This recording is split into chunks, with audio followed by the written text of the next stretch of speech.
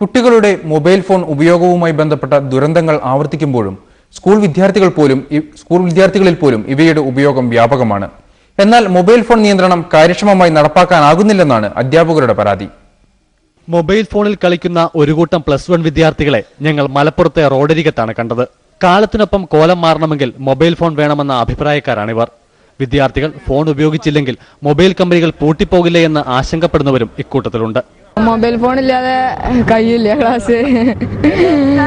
ക്ലാസ്സിൽ വെറുതെ ഇരിക്കുമ്പോൾ പാട്ട് കേൾക്കാനും പഠിക്കാനല്ലെങ്കിലും ഒന്ന് ഉല്ലസിക്കുക, ആഘോഷിക്കുക, ജീവിതം മുഴുവൻ ആഘോഷിച്ച് പഠിക്കണം.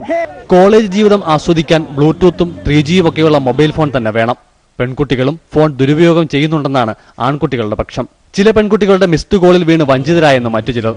പെൺകുട്ടികളെ ഇങ്ങോട്ട് വിളിക്കൽ മിസ് കോളോടെ നമ്മൾ തിരിച്ചടിക്കും, അവരെ നമ്മളെ വഞ്ചിക്കും. അതേസമയം വിദ്യാലയങ്ങളിലെ മൊബൈൽ ഫോൺ ഉപയോഗം നിയന്ത്രിക്കാനുള്ള മാർഗങ്ങളെല്ലാം പരാജയപ്പെടുകയാണെന്ന് ഇതേ സ്ഥാപനത്തിലെ പ്രിൻസിപ്പൽ പറഞ്ഞു.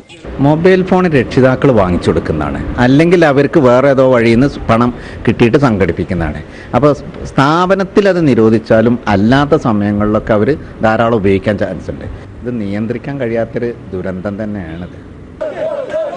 മനോരമ ന്യൂസ്